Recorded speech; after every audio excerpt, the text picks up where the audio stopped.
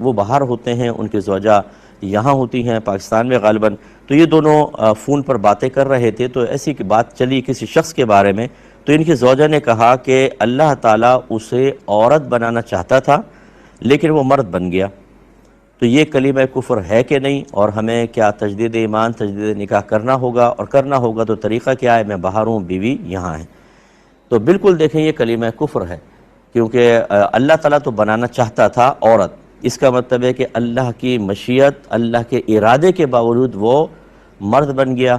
تو اس کا مطلب یہ ہے کوئی ایسی طاقتور اور معاذ اللہ ثم معاذ اللہ ہستی موجود ہے جو اللہ سے زیادہ طاقت رکھتی ہے کہ اس نے اللہ کے ارادے کو بدل دیا، اللہ عورت بنانا چاہتا تھا اس نے مرد بنا دیا، تو یہ ایک اور الہ کا گویا تصور اور اللہ تعالیٰ کو اس کے سامنے کمزور ظاہر کرنا یہ ہو رہا ہے۔ چاہے لاکھ آدمی کہے کہ میرا تو یہ قصد و ارادہ نہیں تھا تو نتیجہ اور معال پہ توجہ کیوں نہیں کی کہ کیا نتیجہ نکلنے والا ہے، اس قسم کی باتیں عورتیں بہت زیادہ کرتی ہیں، اور یہ کلمہ کفر ہے۔ بالکل آپ دونوں کو تجدید ایمان تجدید نکاح کرنا واجب ہے، اور اس کا طریقہ یہ ہوگا، تجدید ایمان تو آپ گھر پہ بیٹھ کے علیحدہ بھی کر سکتے ہیں کہ اللہ تعالیٰ مجھ سے جو کلمہ کفر زبان سے نکلا، اور شوہر اس طرح کہے کہ جو میں نے کلمہ کفر سنا اور فوری طور پہ میں نے بیوی کو ٹوکا نہیں، اس کو تجدید ایمان نہیں کروائی، اتنا میں نے ٹائم گزارا، اللہ تعالیٰ میں اس پہ معافی چاہتا ہوں اور آئندہ احتیاط کا ارادہ رکھتا ہوں اور احتیاطاً تجدید ایمان کرتا ہوں، اور دوسرا کلمہ پڑھ لیں تو انشاءاللہ دوبارہ صاحب ایمان ہوں گے۔ اور تجدید نکاح کا طریقہ یہ ہے کہ یا تو زوجہ فون پر، جیسے آپ اگر جرمنی میں ہیں تو فون پر کسی کو وکیل بنا دیں جو آپ کے قریب رہتا ہو، شوہر کے قریب رہتا ہو، کہ میں آپ کو اختیار دیتی ہوں۔ وکیل بنانے کا مطلب کیا ہے ان الفاظ میں، کہ میں آپ کو اختیار دیتی ہوں کہ آپ میرا نکاح فلاں بن فلاں سے کر دیں، اس میں شوہر کا نام ان کے والد کا نام لے دیں، وہ وکیل ہو گیا۔ اب وہ وکیل شوہر کے پاس آئے اور دو گواہ جو ہوں گے، دو مرد یا ایک مرد دو عورتیں، وہ اس مجلس محفل میں ہوں، اور یہ وکیل کہے کہ میں اپنی موکلہ، وہ لڑکی کا نام لے، فلانہ بنت فلاں کا نکاح آپ کے ساتھ کرتا ہوں، آپ نے قبول کیا، یہ کہے میں نے قبول کیا، ہو جائے گا۔ یہی ریورس بھی ہو سکتا ہے کہ شوہر یہاں پر پاکستان میں کسی کو وکیل بنائے اور وہ وکیل دو گواہوں کی موجودگی میں شوہر کی طرف سے ایجاب کرے یا الفاظ ادا کرے اور بیوی سے قبول کروا لے، نکاح ہو جائے گا۔ یہ تو ہے مسئلے کا حل۔ سوال یہ پیدا ہوتا ہے کہ یہ تو آپ کے سامنے زوجہ نے کلمہ کفر نکالا اور آپ مطلع ہو گئے تو تجدید ایمان کر لیا۔ جب انسان کے پاس علم نہیں ہوتا، وہ شرعی قیودات اور لیمیٹیشنز کو نہیں جانتا، تو آپ کے پیٹھ پیچھے یہ عورت کتنی مرتبہ کلمہ کفر کہتی ہوں گی، اس کا کیا ہوگا؟ ایسا نہ ہو کہ خدا نہ خواستہ کوئی ایسا بڑا کفر کر دیں کہ مرتدہ ہو جائیں اور آپ کا نکاح بریک ہو جائے، پتہ ہی نہ ہو، آپ آپس میں خدا نہ خواستہ زنا کرتے رہیں، یا میدان معاشر میں جا کے آپ کو پتہ چلے کہ یہ تو آپ کی زوجہ رہی نہیں تھی کیونکہ نکاح تو ختم ہو گیا تھا۔ اس لیے خدا را میں بار بار یہ گزارش کرتا ہوں، میرے یوٹیوب پہ بیانات دیکھ لیں، ان کا مال اور نتیجہ صرف یہ ہے، علم علم علم، جہالت کو ختم کریں، جہالت کو ختم کریں، جہالت کو ختم کریں۔ اور میں آپ سب سے گزارش کرتا ہوں کہ خدا را اللہ کو بھی اہمیت دیں، اس کے رسول کو اہمیت دیں، قرآن کو اہمیت دیں، اسلام کو اہمیت دیں۔ ان چاروں کی وہ اہمیت ہماری نگاہوں میں نہیں ہے جو ہونی چاہیے، چاہے آپ لاکھ قسمیں کھائیں۔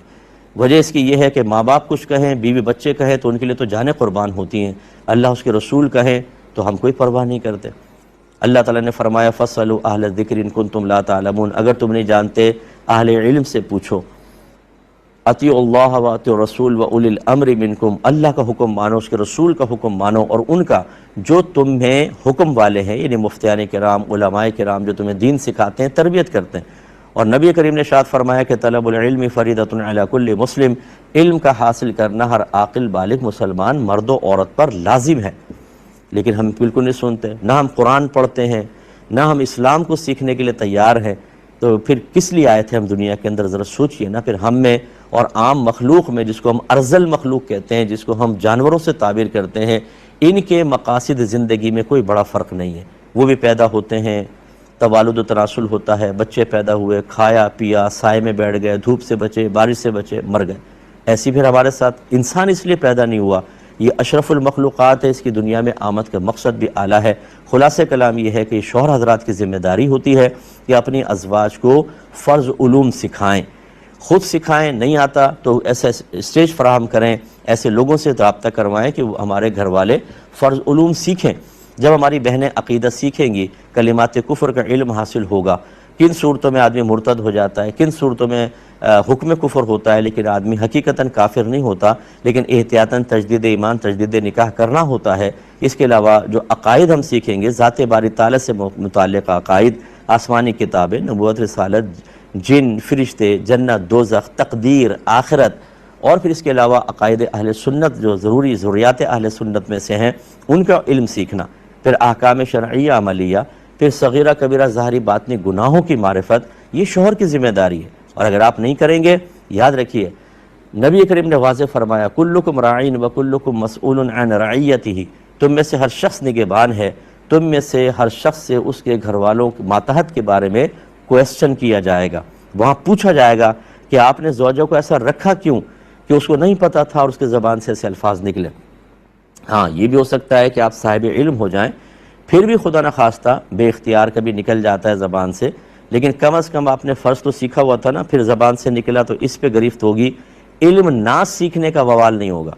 ورنہ ابن عباس رضی اللہ تعالی عنہما فرماتے ہیں کہ جب لا علم شخص گناہ کرتا ہے تو اس کے نامہ اعمال میں 2 گناہ لکھے جاتے ہیں، ایک علم نہ سیکھنے کا گناہ اور ایک گناہ کا گناہ۔ اس لیے اچھی طریقے سے اس پر توجہ رکھیے، یہ بہت ہی ضروری ہے۔